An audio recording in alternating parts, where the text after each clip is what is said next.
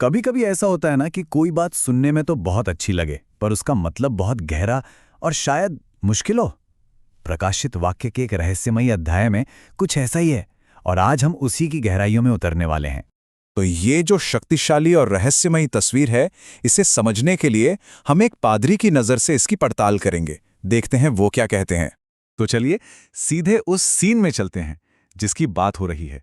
प्रकाशित वाक्य अध्याय 10 में जो नज़ारा दिखाया गया है वो कुछ ऐसा है। एक बहुत ही शक्तिशाली स्वर्गदूत है और उसका एक पैर, सोचिए, एक पैर समुद्र पर है और दूसरा जमीन पर।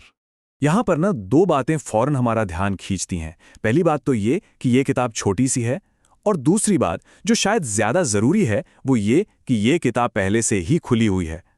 और यही बात इसे भविष्यवाणी करने वाली दूसरी किताबों से एकदम अलग बना देती है। और यहीं से कहानी में एक बहुत ही दिलचस्प मोड़ आता है, जब प्रेरित यूहन्ना को कहा जाता है कि वह खुद इस किताब के साथ कुछ करें। उन्हें हुक्म मिलता है कि वो इस किताब को खा जाएं, और जब वो ऐसा करते हैं तो जो महसूस होता है वो बड़ा ही अजीब और विरोधाभासी है। तो असली पहेली यहीं पर है ना, कि भाई एक ही दिव्य संदेश, एक ही किताब मुंह में तो शहद की तरह मीठी लगे पर पेट में जाके एकदम कड़वी हो जाए। आखिर ये कैसे हो सकता है? देखिए, यही सवाल उस पादरी की व्याख्या का सबसे अहम हिस्सा है जिसे हम आज समझ रहे हैं, और इसका जवाब हमें बाइबल के पुराने नियम की गहराइयों में ले जाता है। वो पादरी ये तर्क देते हैं कि ये जो कड़वी किताब का आइडिया है ना, ये कोई नया नहीं है। असल में इसकी जड़ें बाइबल में बहुत बहुत गहरी हैं।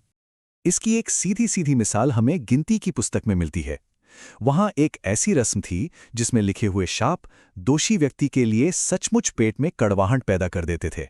और बस यही वो कनेक्शन है जो इस पूरी समझ की, कह सकते हैं, बुनियाद है। मतलब किताब का मीठा होना इस बात की खुशी है कि परमेश्वर से सीधे कोई संदेश मिला है, पर वो कड़वाहट उस संदेश के अंदर छिपी भयानक सच्चाई है, आने वाले न्याय की सच्चाई। अच्छा, इस बात को और मजबूत करने के लिए वो पादरी हमें पुराने नियम की व्यवस्था विवरण नाम की किताब की तरफ ले जाते हैं, जहां श्रापों की एक पूरी लिस्ट दी गई है। ये लिस्ट शुरू होती है उन गुनाहों से जो समाज की एकदम बुनियाद पर हमला करते हैं, यानी वो गुनाह जो सीधे सीधे परमेश्वर और परिवार के खिलाफ हैं।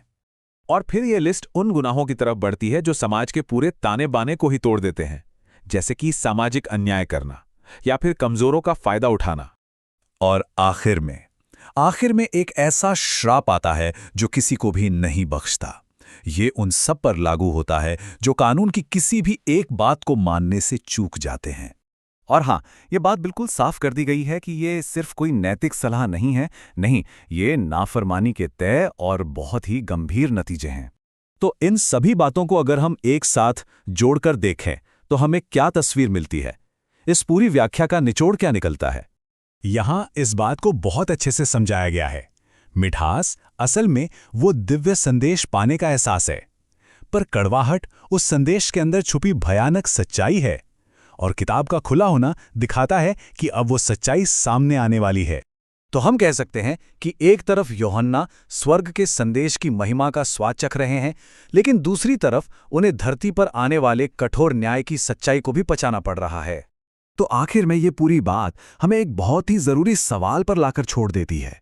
एक ऐसा सवाल जो आज के समय के लिए भी उतना ही मायने रखता है कि अगर श्रापों की वो किताब वाकई अब खुल चुकी है, तो फिर आज की इस दुनिया के लिए इसका क्या मतलब है?